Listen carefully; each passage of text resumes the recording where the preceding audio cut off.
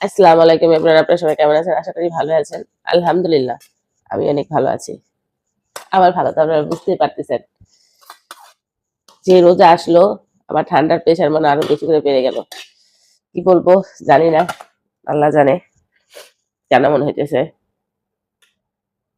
কারণ কি বলবো, আজকে সন্ধ্যা রাতের খাবার আমি রান্না করেছি কিন্তু আর খাওয়া হয়নি। এখন খাবো রাতের 12টা বাজে।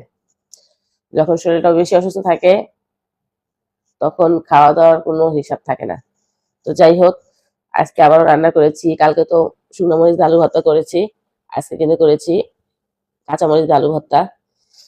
এই আলু ভর্তা করেছি। এখানে হয়েছিল পাবদা মাছ, দেখা যাচ্ছে কতটুকু জানি না। এই যে এখানে পাবদা মাছ রান্না করেছি আজকে। এই যে, তো আজকের খাবার ছিল এই এতটুকুই।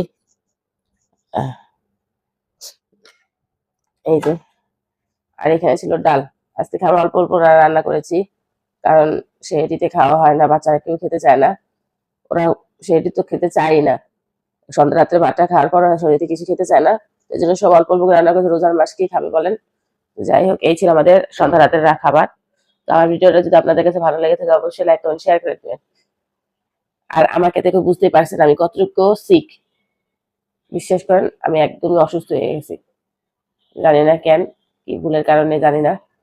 যাই হোক, আমার জন্য সবাই দোয়া করবেন। সবাই সুস্থ থাকবেন, ভালো থাকবেন। সবাই সবার জন্য দোয়া করবেন। আল্লাহ হাফিজ।